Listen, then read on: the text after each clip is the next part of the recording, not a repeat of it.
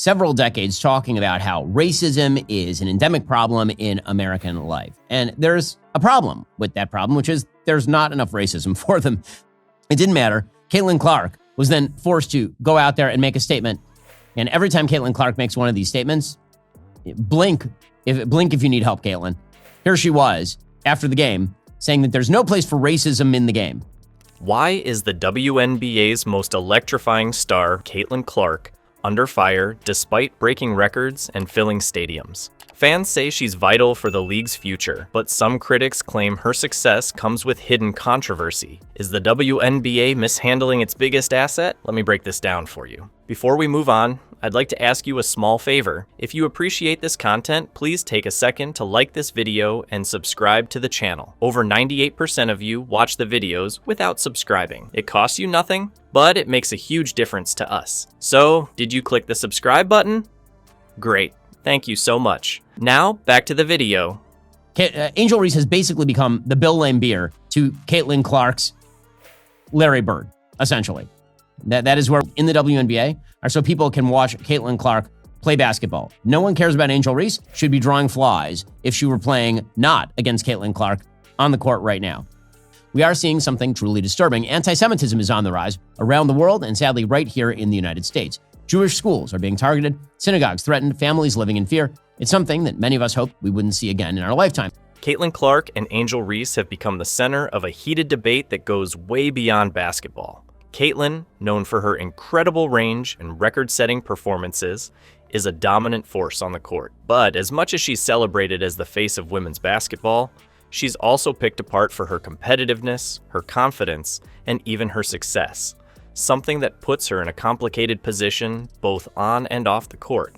And then there's Angel Reese, who doesn't shy away from speaking her mind, especially when it comes to challenging Clark. In our game, there's no place for that in society, and certainly we want every person that comes into our arena, whether player, whether fan, to have a great experience. So I appreciate the league doing that. I appreciate, the Fever organization has been at the forefront of that. I mean, she needed to say that, because if she hadn't said that, then you would have thought that the WNBA was just filled with deep and abiding racism, obviously. And of course, this is not the first time that Caitlin Clark has been forced to go to the camera. Their rivalry isn't just about sportsmanship, it's the spark that's been fanning the flames of a larger cultural conversation. The tipping point? Angel Reese's now famous taunting gesture during a championship game. With the clock running down and victory in her pocket, Reese pointed at her ring finger and unleashed the "you can't see me" move directly at Clark, matching a gesture Clark herself had used in the past.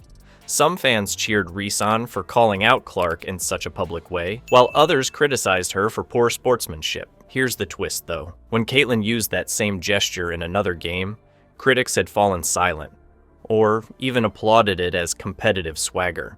Reese, however, faced an avalanche of backlash, and the media conversation quickly spiraled into heated debates about race, privilege, and the double standards women athletes face. And despite the noise, Clark didn't seem fazed by the moment. In fact, she's been vocal about recognizing the privilege she has as a white player in a league dominated by black women.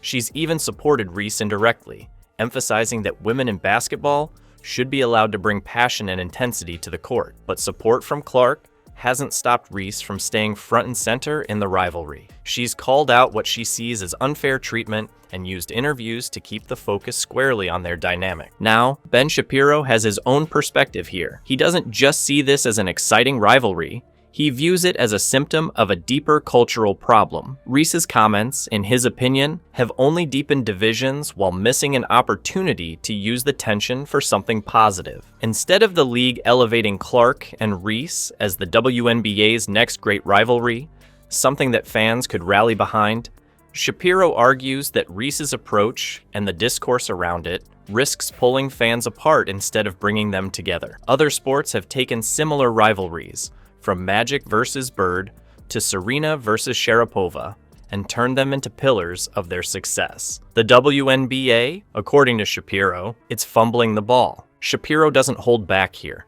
suggesting the WNBA is losing not only control of the narrative, but also the momentum it could use to market itself better. And it leaves us with a question. Is it possible to embrace rivalries like Clark and Reese without dividing the league or its fan base? That controversy continues to simmer. Caitlin Clark might be the rising star the WNBA desperately needs. But according to Ben Shapiro, the league isn't doing her any favors. She's not just bringing fans to games. Her on-court brilliance has boosted ticket sales, TV ratings, and overall excitement for women's basketball. Yet for all her contributions, Clark seems caught in a web of controversy that Shapiro argues has less to do with her actions and more with how the league handles her.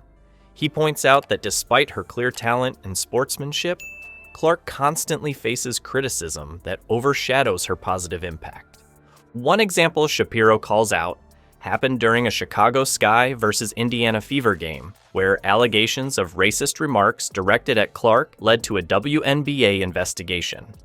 The league jumped on it immediately, but after sifting through videos and interviews, officials found no reliable evidence that hateful language had even been used. Shapiro argues that the speed of this investigation, paired with its ultimate lack of substance, highlights the league's misplaced priorities. He believes the WNBA spends too much energy addressing controversies like this, instead of stepping up to protect or promote its biggest star. But here's where things get tricky. Critics often claim Clark benefits from white privilege. Even though Clark herself has acknowledged this privilege publicly, Shapiro argues that such narratives unfairly overshadow her achievements.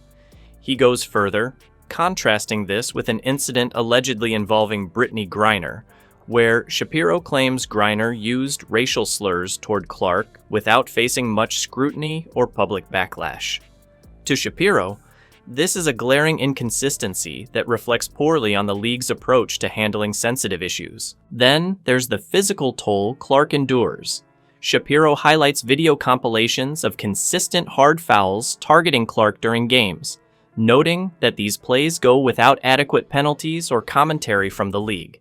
In contrast, other sports leagues are known for fiercely protecting their marquee players, ensuring they aren't unfairly targeted. He sees this lack of similar protection in the WNBA as a clear example of double standards that could damage both Clark's career and the league's future. For Shapiro, the solution is clear. Instead of focusing on divisive narratives, the WNBA should prioritize celebrating Clark's unprecedented success. But is the league willing to make that shift? Ben Shapiro doesn't mince words. The WNBA's treatment of Caitlin Clark could define its future. He believes the league is gambling with its momentum by leaning into divisive controversies instead of highlighting Clark's achievements. Her rise isn't just about her talent. It's about her potential to bring the game into the mainstream. Calling Clark the WNBA's chance to break into the mainstream, Shapiro doubles down on the idea that celebrating its stars, not tearing them down, is how the league will grow. Can the WNBA turn rivalries and debate into something larger? That's the crossroads they're facing right now.